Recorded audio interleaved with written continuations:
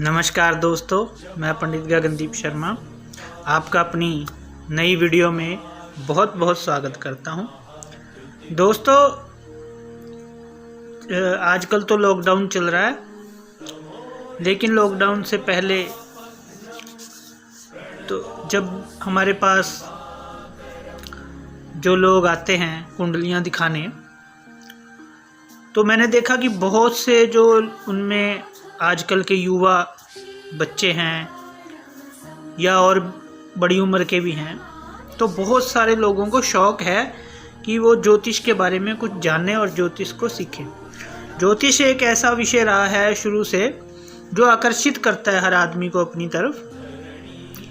तो अक्सर क्योंकि काम का प्रेशर ज़्यादा होता था, तो हम भी थोड़ा बुरा फील करते थे जब कोई सीखा हुआ जिसको थोड़ी बहुत नॉलेज होती थी वो आके क्वेश्चन आंसरिंग बहुत ज़्यादा हो जाती थी, अपना भी काम करना होता था, तो बड़ा इरिटेशन सी होती थी कि यार ये आया है अपना दिखाने और मेरा भी टाइम वेस्ट कर रहा है, खुद भी वो कर रहा है। कारण क्या है? क्योंकि जो लोग सीख रहे हैं, जो सीखना चाहते हैं, उनके पास इतना टाइम तो है नहीं, वो शौकिया सीखना चाहते हैं और YouTube वगैरह से, गूगल से, फेसबुक से जो भी ज्योतिष का थोड़ा थोड़ा मिला उठा लिया, पढ़ लिया, समझ लिया और उसको फिर अप्लाई करने की कोशिश करते हैं। ज्योतिष इतना बड़ा विज्ञान है कि आप इसको टुकड़ों में उठा के कभी भी एक अच्छे ज्योतिषी नहीं बन सकते, क्योंकि अगर आप टुकड़ों में उठाओगे तो आपको कुछ भी समझ नहीं आएगा। आपने कहीं से कुछ पढ़ लिया कि सूर्य 10वें घर में हो, ये हो जाता है, यहाँ हो, तो कई ऐसे भी आते जो ज़्यादा ही जान गए ऐसे ही थोड़े थोड़े टुकड़ों में, वो और ज़्यादा परेशानी का कारण बन जाते हैं।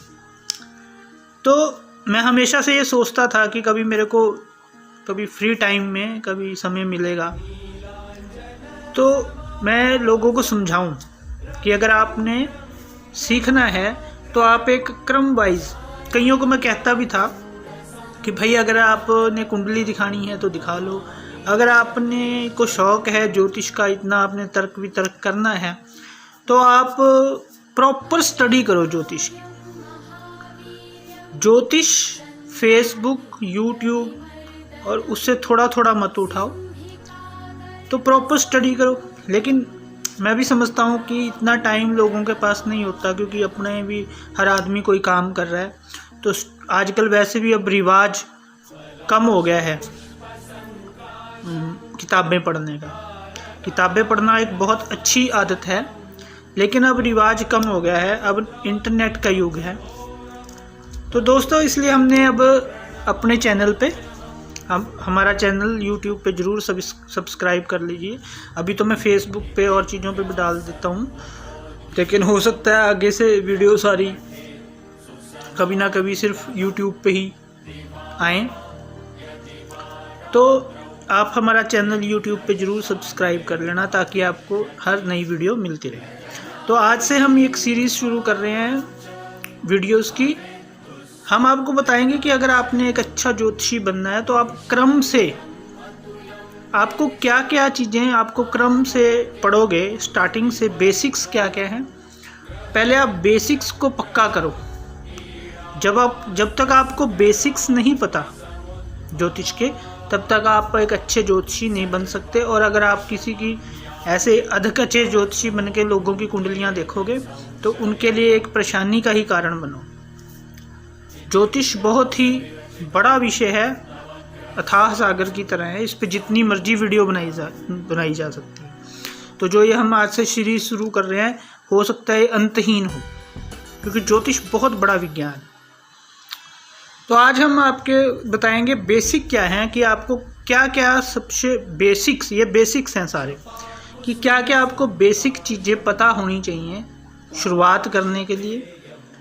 क्योंकि आप सीधा कुंडली को देख के आप और चीज़ें आगे की लोग आगे की चीज़ें जानते हैं, बेसिक का पता नहीं, तो उसमें बड़ी परेशानी होती है। तो आओ दोस्तों, आज आपको बताते हैं कि मेन आपको सबसे पहले किन चीज़ों को, और जो ये चीज़ें मैं आपको बता रहा हूँ आपने ये पढ़नी नहीं है, या सिर्फ इनको देखना नहीं है, इनको बार बार आपको कम से कम 2-3 महीने इनको चीज़ों को आप रटो, अपने दिमाग में बिठाओ। आपको पता होना चाहिए, ये चीज़ें हमेशा आपके दिमाग में रहनी चाहिए, क्योंकि जब तक ये चीज़ें आपके दिमाग छप नहीं जाती तब तक आप ज्योतिष में नहीं चल पाओगे। तो आइए जानते हैं कि क्या क्या चीज़ें हैं ज्योतिष में जो आपको सबसे पहले जाननी बड़ी ज़रूरी हैं।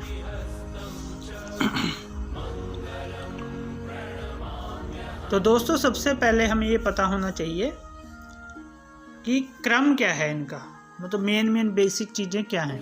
तो आप मैं बोलता जाऊंगा बड़ा आराम से, आप चाहें तो किसी कॉपी पे इन चीज़ों को लिख लें तो वो आपके लिए आसान रहेगा। तो आप उसको एक नोटबुक लगा लें, उसमें लिख लें वो सारी चीज़ें। तो सबसे पहले तो आपको ज्योतिष में यही पता होना चाहिए, नंबर 1 कि ग्रह कितने हैं और उनके क्या क्या नाम हैं। दूसरा आपको राशियों का पता होना चाहिए कि 12 राशियां हैं और उनका क्या क्या नाम है। फिर आपको तीसरा पता होना चाहिए कि राशियों के हर एक राशि का एक स्वामी होता है, कि वो राशि कौन सी राशि का कौन सा स्वामी है। फिर आपको ये पता होना चाहिए कि कौन सा ग्रह किस राशि में उच्च का होता है और कौन सा ग्रह किस राशि में नीच का होता है। ग्रह एक तो स्वामी हो गया, एक कौन सी राशि में वो उच्च का हो जाता है यानी अच्छा बल लेता है, और कौन सी राशि में जाके वो नीच का हो जाता है। फिर आपको पता होना चाहिए 12 भावों के बारे में। फिर उसके बाद आपको पता होना चाहिए कि कौन से भाव से किस चीज़ का विचार किया जाता है, क्योंकि अलग अलग 12 भावों से अलग अलग चीज़ों का विचार किया जाता है। फिर आपको पता होना चाहिए कि कौन से भाव में कैसा फल देते हैं। हर एक फिक्स है कि कौन सा ग्रह कहाँ बैठेगा तो क्या फल देगा। फिर उसके बाद आपको पता होना चाहिए भावों के कारक कौन कौन से ग्रह हैं। उसके बाद आपको पता होना चाहिए कि ग्रहों की दृष्टियाँ कौन कौन सी हैं, क्योंकि दृष्टि का भी फलादेश में प्रेडिक्शन करने में इन सारी चीज़ों का बहुत बड़ा रोल है।